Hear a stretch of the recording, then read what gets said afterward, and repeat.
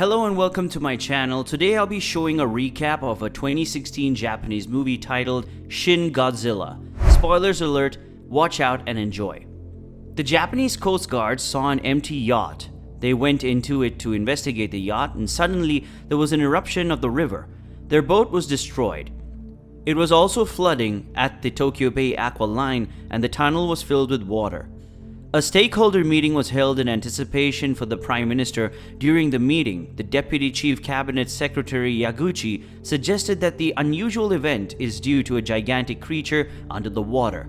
There was no precedent for such, so they threw his words away and his boss warned him not to say such in the presence of the Prime Minister. The Prime Minister arrived and they had a minister meeting. During the meeting, Yaguchi insisted on his point that in the river, the tail of a gigantic animal came out. It was shown on the television and the whole cabinet watched. Alas, Yaguchi's joke is real. The Prime Minister called for a cabinet meeting and asked the experts should be called to examine the creature. 3 experts came and they gave irrelevant opinions. Yaguchi called a young botanist to give her opinion. She said the creature had fins and also had legs, and there's a probability it could come on land. The cabinet members insisted it couldn't walk on land. The Prime Minister dressed to address the nation. He told them to put their minds at rest as the creature cannot survive on land. As he was talking, he was told the creature already walked offshore and was on land. The cabinet head and Prime Minister deliberated if the creature should be captured alive or killed. The creature looked like a monster, had fins that emit red substances and had a tail that was long enough to destroy the land. It kept walking and it was moving at about 13 kilometers per hour.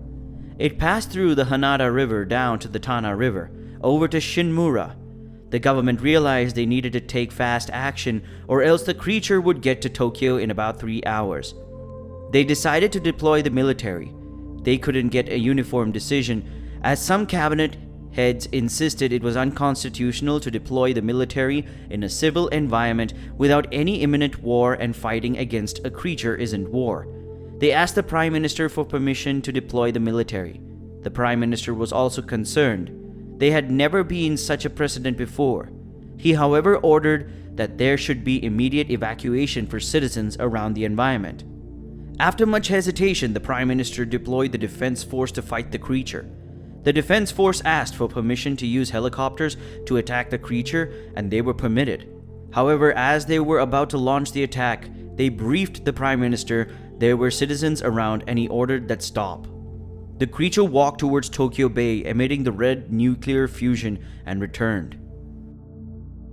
The day after, the Minister of Risk Management visited the location and saw all the damage the creature had done.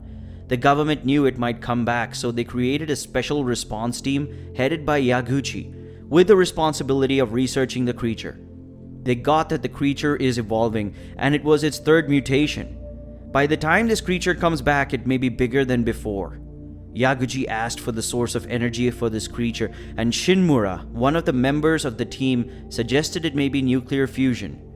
The team didn't mind her suggestions and they took it as a joke.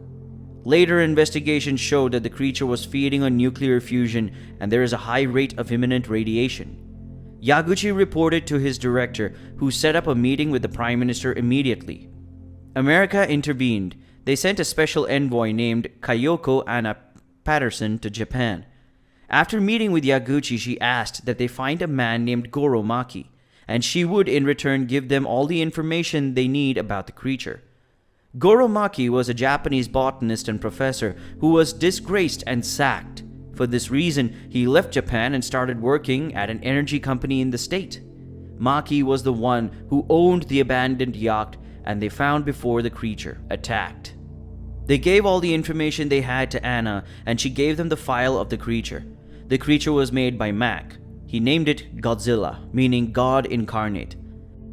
Hey guys, if you're enjoying this recap of Godzilla, then make sure you hit the like button. Also hit the bell icon to get notified whenever we post a new video. Maki is missing and presumed dead. Yaguchi gave Anna a book. They supposedly had Maki's last word, telling the creature to do as it wishes.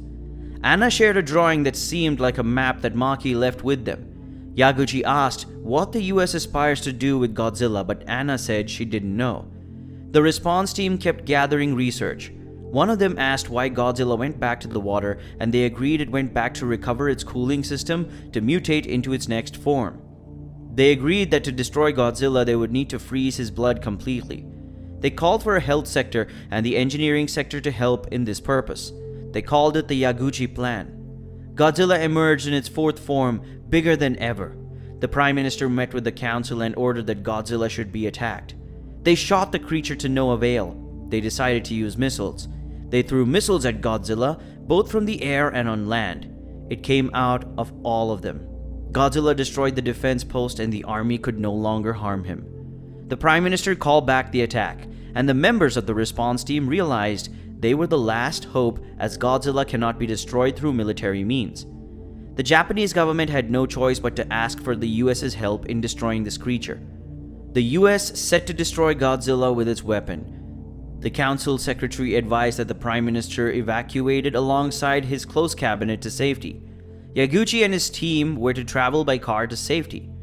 The US set to attack Godzilla with MOP-2 bombs, and they hit the creature. It bled and it sustained an injury. In revenge, Godzilla started glowing.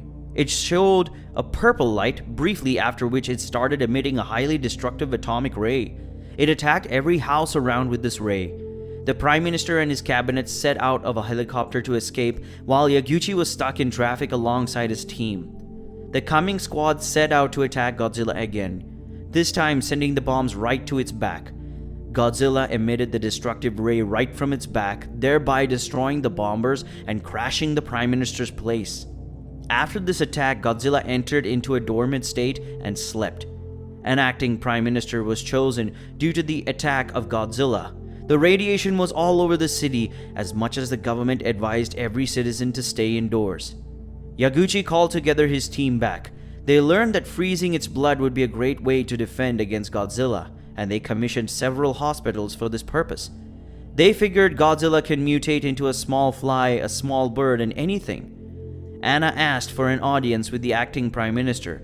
She told him the United Nations are proposing to take Godzilla away from the responsibility of Japan and the US and make the creation an international emergency. But the US had informed that they could certainly contain the creature. In response, Yaguchi's team is to disclose all the research about Godzilla to the US researchers. After the researchers looked at their research, they figured that with the way Godzilla was moving, it could destroy the whole world and be the end of human creation. So the United Nations decided to use nuclear weapons B-83 in defeating Godzilla. Anna informed Yaguchi of the UN plan. She said she wouldn't allow her grandmother's land to be destroyed, as B-83 is strong enough to destroy a whole country. The United Nations made a treaty giving Japan an ultimatum to destroy Godzilla, hence they should evacuate their citizens and have the US use nuclear weapons to destroy it. The Prime Minister was briefed that Godzilla would wake up in 360 hours and they have Japan 15 days to evacuate its citizens. The Council Secretary met with Yaguchi to relate the Prime Minister's plan. Yaguchi was against the plan, but there was nothing they could do. As the Japanese government tried to evacuate their citizens, the research team tried to find a solution. They had a breakthrough on the plan Mako left behind. They figure Mako had lost his wife to a sickness that was caused by radiation, and he hated anything and anyone that deals with radiation, which implies he hated Japan. They folded the map as paper Mako left behind like an origami at first. They tried to decipher it. They thought the freezing plan would no longer work. They asked for help from the US research team and saw the best way to defeat Godzilla is by using the freezing system. Izumi briefed the Prime Minister at first, and Prime Minister refused to give permission, insisting their hopes are now on the UN. But he was convinced by the members of the council who advised him that Japan should be allowed to make its own decision. So he ordered that the freezing plan should be launched. 2 days to the UN countdown, they still do not have enough coolant to get Godzilla frozen. They needed at least 24 hours. Izumi called France to put in words for them that 24 hours should be granted. Anna kept her political career in line to get more time for Japan. Yaguchi met with the defense force and asked them to protect their country once more. Anna offered help to her grandmother's land by giving them drones and other equipment needed to ensure Godzilla is frozen. As the enactment of the freezing plan got nearer, the government declared a 50 days curfew asking every citizen to stay indoors. To awaken Godzilla, they detonated trains near its legs. After which an American drone shot him from above. As expected, Godzilla fought back. He emitted destructive agents from its mouth. They destroyed all the houses around Godzilla, thereby bringing it down. It gained all its energy back. They sent tankers of coagulants, but Godzilla destroyed them. For the next stage, they injected coagulants into Godzilla's mouth. After injecting 100% of the coagulants, Godzilla attempted to fight back and froze. The mission was a success. It was discovered that the fallout was half-life, and Godzilla may be permanently destroyed in about 2 years, thereby allowing Japan to restructure itself. The UN decided to put a hold on the attack, but had the government promise that if Godzilla moves again, the UN would deploy nuclear weapons. Ending the movie, humanoid creatures emerging from Godzilla's tail appeared frozen. Thank you so much for watching the recap. Please remember to subscribe to our channel so that you may get notified when we post next. See you next time.